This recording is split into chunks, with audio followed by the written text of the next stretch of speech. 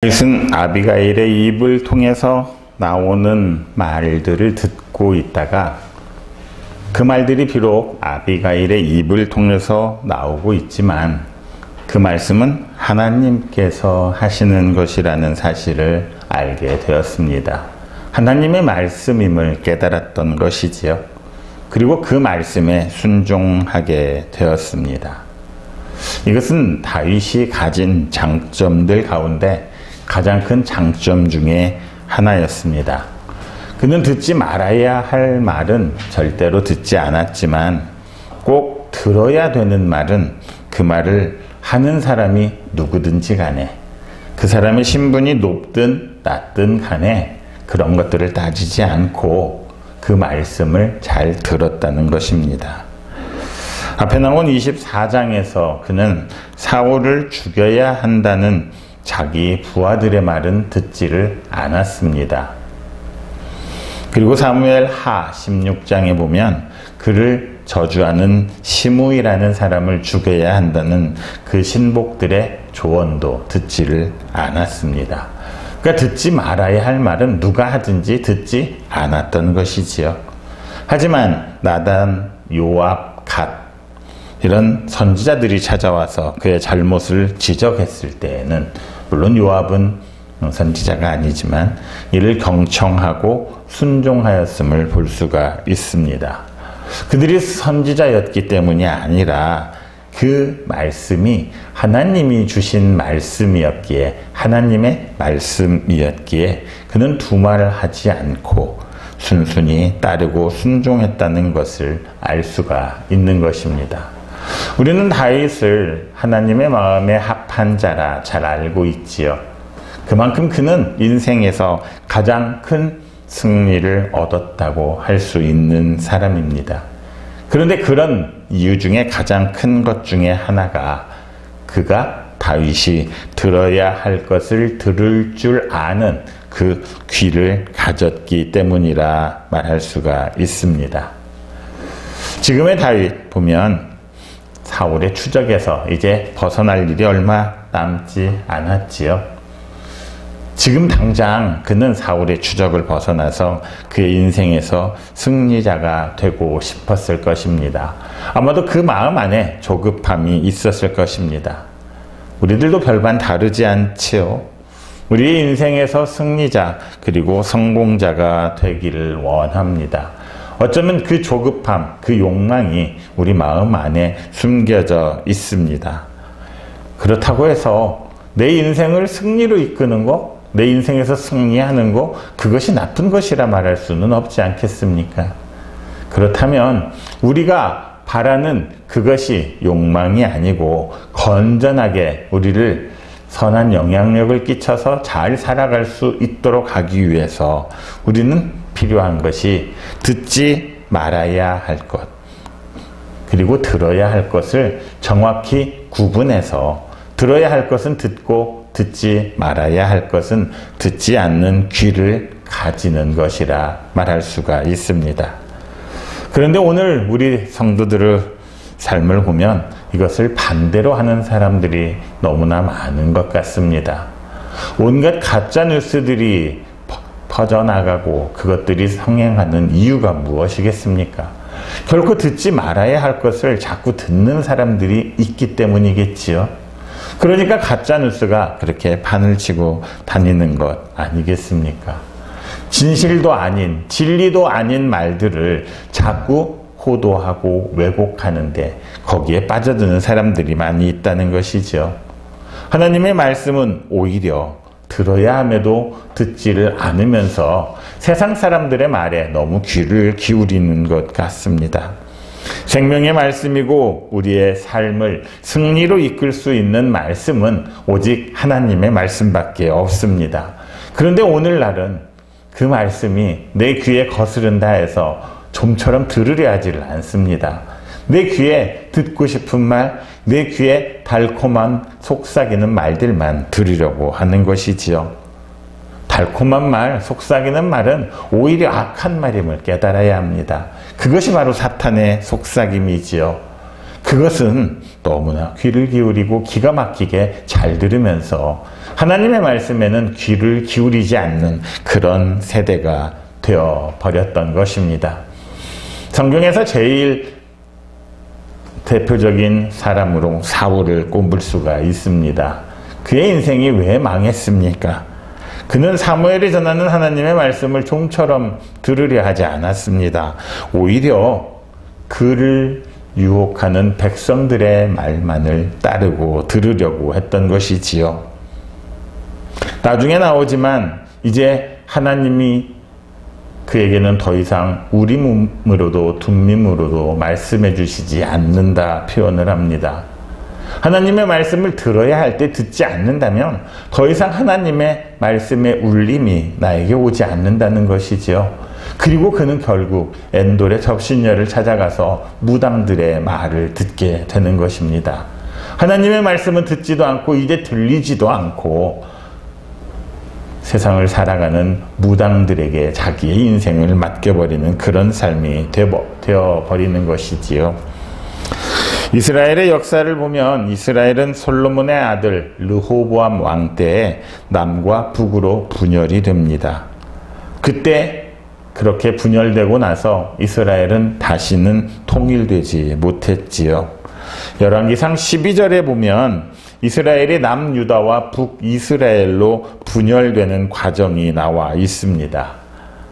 여기에서 만일 르호보암이 자기의 옆에서 자기를 가르쳐주고 교훈해 주었던 솔로몬 생전에 그 앞에 보셨던 노인들의 말을 들었다면 나라가 갈라지지는 않았을 것입니다. 그런데 르호보암은 들어서는 안 되는 젊은 청년들의 신하들의 말만을, 자기가 듣고 싶어하는 그 말만을 들었기 때문에 결국 나라를 분열시키고 말았던 것입니다. 그렇다면 이제 우리는 누구의 말을 들어야 하는지, 어떤 말을 들어야 하는지를 제대로 알아야 합니다. 그냥 당장 듣기에 좋은 말만을 골라서 그것을 듣고 그대로 행하려 할 것이 아니라 내 귀에는 쓰더라도, 내 귀에는 거스르더라도 하나님의 말씀을 들을 수 있는 귀를 갖기를 소망해야만 합니다. 쉬운 일은 아니지요. 그러기 위해서 우리는 겉사람이 아니라 우리의 속사람이 변해야 합니다. 성경에 말하는 대로 우리의 마음의 할례를 받고 이제는 정말로 생명이 되는 하나님의 말씀, 그 말씀의 뜻을 바로 알아야 하는 것이지요. 하나님의 말씀을 듣지 않는 사람들을 성경에서는 목이 곧고 마음과 귀에 할례받지 못한 자들이라 이렇게 말합니다. 성도라는 사람들이 그렇게 살아가서 되겠습니까? 그렇게 성령을 거스르고 방해해서 되겠습니까? 오직 하나님의 말씀을 청종하는 성도들이 되시기를 바랍니다. 우리는 참으로 순종을 모르는 시대를 살아가고 있습니다. 그런데 어쩌면 이 불순종의 시대를 내가 이끌어가고 있는 것은 아닌지, 내가 그 장본인은 아닌지 다시 한번 생각해 봐야 할 것입니다. 지금까지 하나님의 말씀보다는 세상의 말을 더 잘 듣고 그것을 따르며 살아왔던 내가 아닌가 돌이켜보기를 원합니다. 이제는 바뀌어야 할 때입니다. 우리의 마음과 귀의 할례를 받고 우리의 마음을 찢고 회개하는 마음이 있어야 합니다. 그렇게 들어야 할 말은 듣고 들어서는 안 되는 말들은 절대로 듣지 않는 그런 성도들이 되시기를 바랍니다. 오늘도 내게 아첨하는 말, 듣기 좋은 말만을 골라서 듣는 그런 어리석은 인생을 살지 않기를 바랍니다. 오직 성령의 능력으로 말미암아 듣기 싫은 말이라 할지라도 그것이 반드시 들어야 하는 말이라면 기쁨으로 받아들일 수 있는 내 마음밭을 가꾸고 나아가는, 그렇게 하나님이 기뻐하시는 삶을 사는 여러분들이 되시기를 바랍니다. 36절을 보니 아비가일이 집에 돌아왔는데, 다윗을 만나고 집에 돌아왔는데 그 집안 사정이 어떠한지를 보여주고 있습니다. 어리석은 나발은 왕의 잔치라고 할 만한 그런 거창하고도 큰 잔치를 벌려놓고 있었습니다. 그리고 크게 취해서 마음이 기뻐하였다 전하지요. 아주 기분이 좋은 상태였다는 것입니다.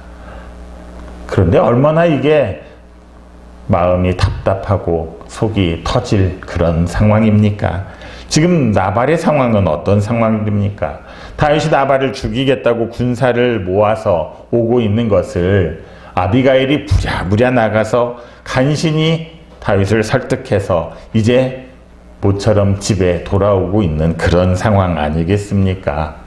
나발이 집주인이고 집의 가장이었을 텐데 그가 하고 있는 일이라는 것이 무엇입니까? 온갖 문제란 문제는 다 일으켜놓고 해결은커녕 자신은 거대한 잔치를 베풀어 놓고 취해서 놀고 있는 모습이었습니다. 너무나도 한심한 모습이지요. 그런데 문제는 이 한심한 모습이 어쩌면 이 세상을 살아가는 우리의 모습일 수 있다는 것입니다.